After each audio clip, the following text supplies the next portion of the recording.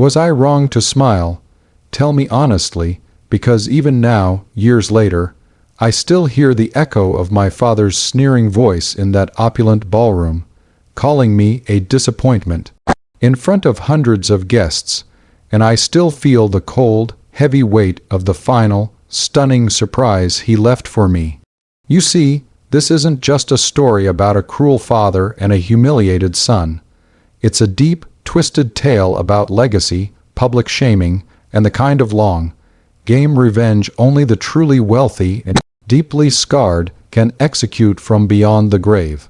That moment, when he stood at my sister's wedding reception, the most joyous day for my family, and chose that precise instant to tear me down, to find the lowest point of my life.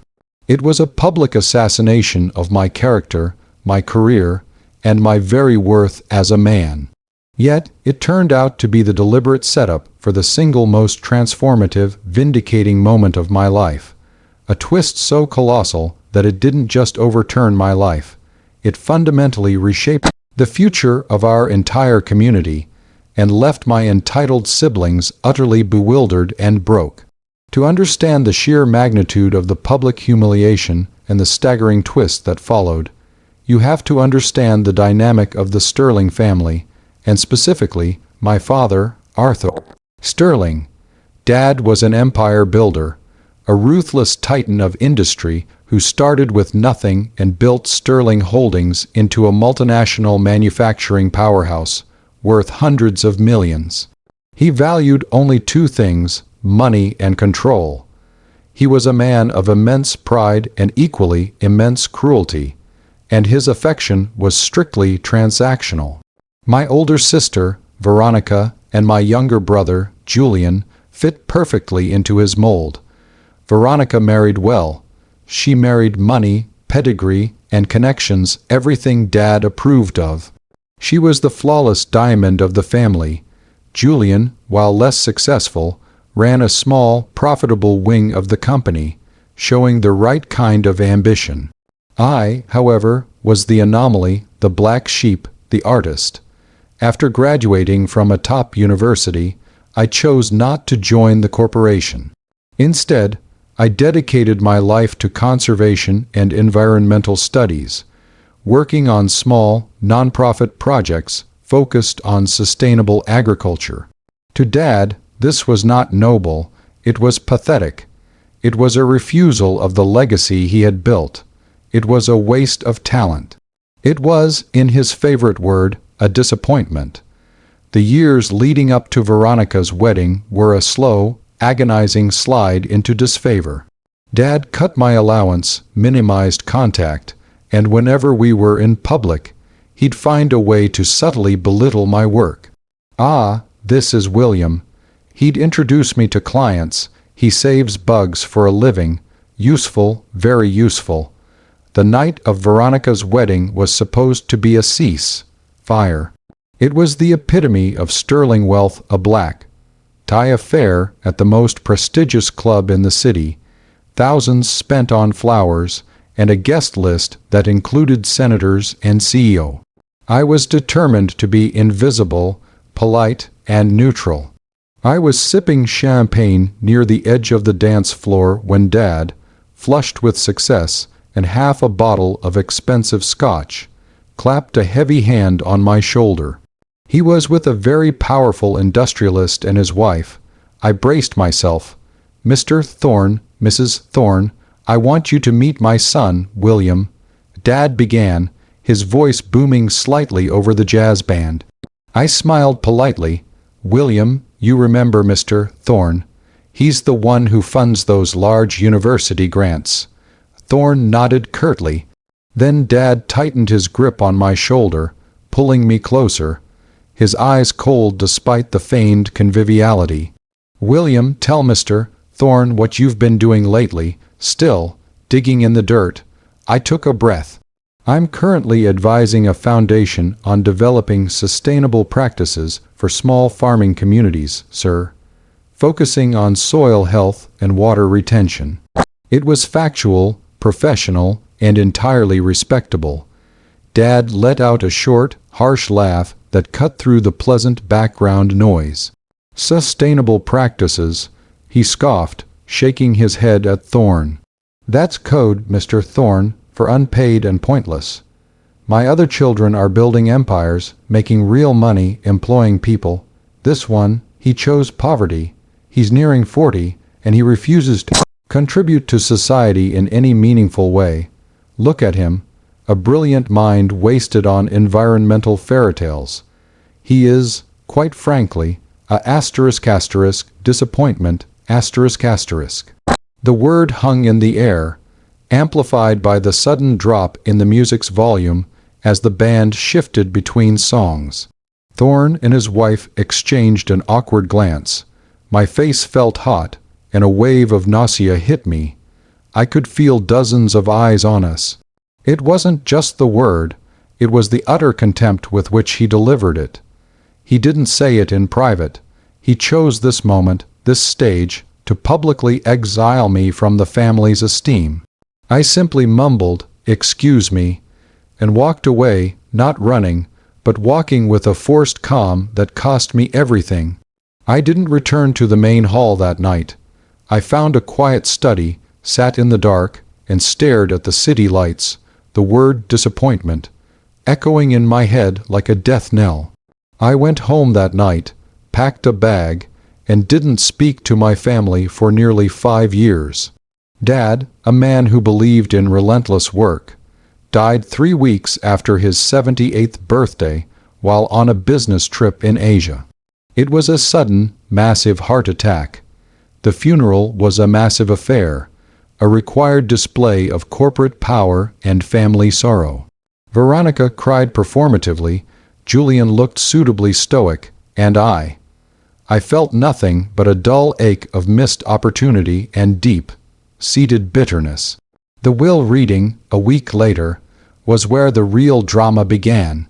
The family, including Veronica's influential husband and Julian's corporate lawyer, gathered in the mahogany, paneled office of Dad's solicitor, Mr. Caldwell. The atmosphere was thick with anticipation, not grief, but greed.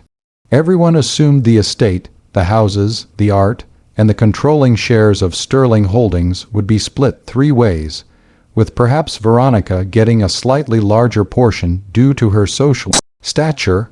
I expected a token sum, maybe $1 million or 2 to silence me. Mr. Caldwell cleared his throat and began reading the will, detailing the typical bequests. Dad's vintage car collection went to a museum, Sarah's jewelry to Veronica, and so on. Then came the big clauses. Julian received 5% of the non-voting shares in Sterling Holdings and the family's winter ski chalet. Veronica received 5% of the non-voting shares and the house in the Hamptons. They both looked faintly annoyed, expecting more, but pleased nonetheless. Then Mr. Caldwell paused, adjusted his glasses, and looked directly at me. The silence in the room was absolute. "And to my son, William," Mr. Caldwell announced, his voice suddenly loud, "I leave the remainder of my liquid assets, all remaining corporate shares, including the controlling interest in Sterling Holdings, all real estate not specifically named, and the entirety of my private investment portfolio." A single gasp erupted from Veronica. Julian's mouth dropped open. The total value of what I inherited, the controlling interest, the real estate, and the investment capital, amounted to well over $300 million. I sat there, utterly motionless, feeling the blood drain from my face. My initial thought was that this had to be a cruel joke, a clerical error. Mr. Caldwell continued, reading the next line, which was Dad's handwritten codicil, a personal note clearly intended for the room. "William, you always found purpose in the things I deemed worthless.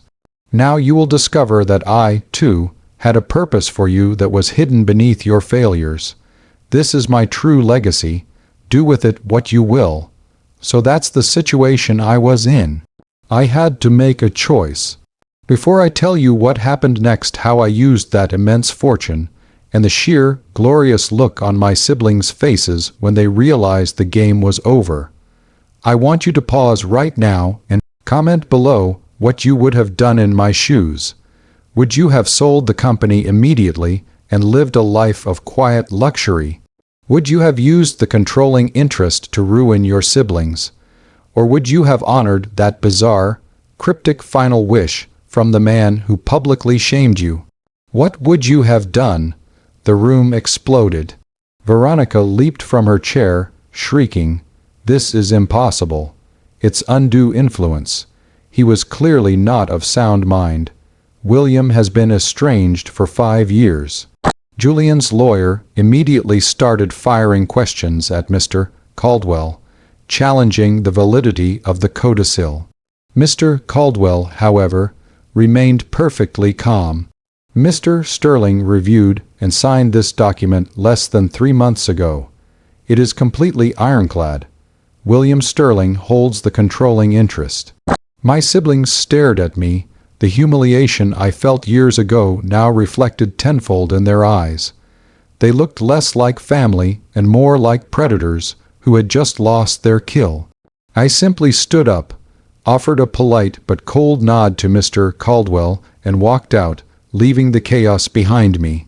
I spent the next month in a state of suspended disbelief, analyzing the will, the clauses, and Dad's final, baffling words.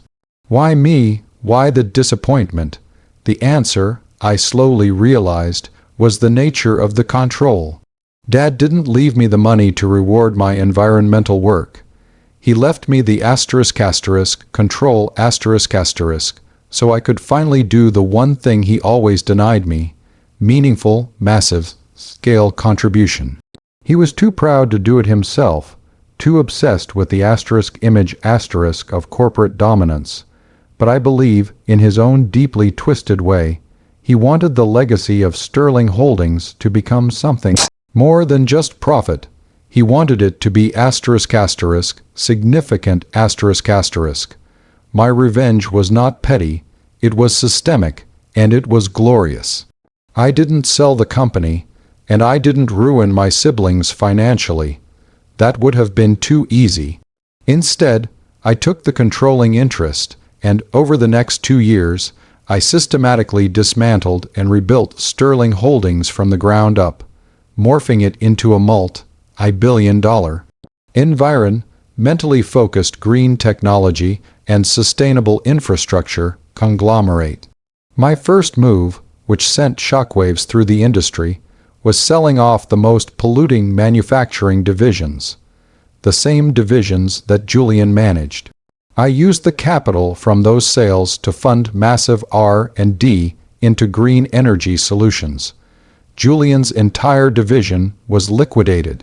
He was offered a small, non-executive role in the new company, which he haughtily refused.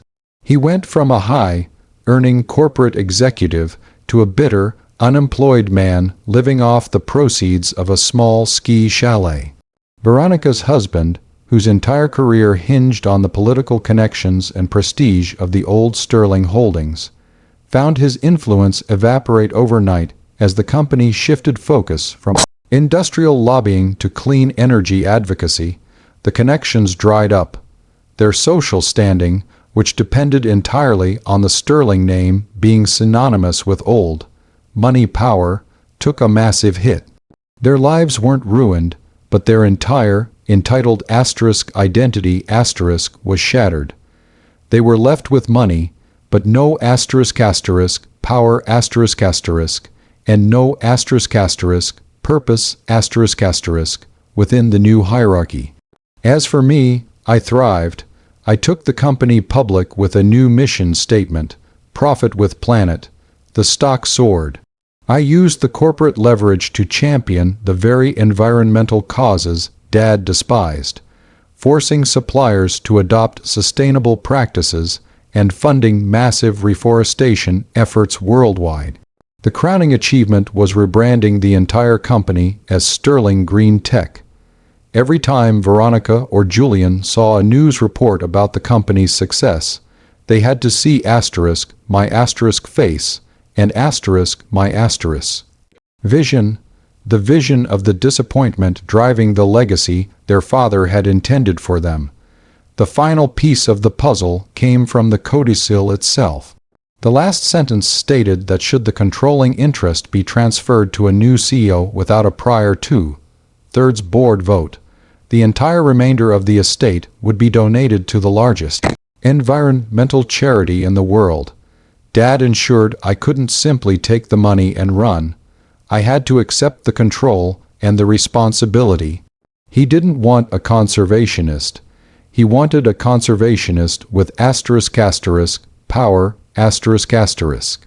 He set me up for true, meaningful success, but only after grinding me down to zero at that wedding, ensuring that when the power arrived, I would wield it with the conviction born of that humiliation. The scars of that night never fully healed, but every time I sign off on a $1 billion green initiative, I remember the look on his face when he called me a disappointment. And I smile, because he was spectacularly wrong and spectacularly right all at once.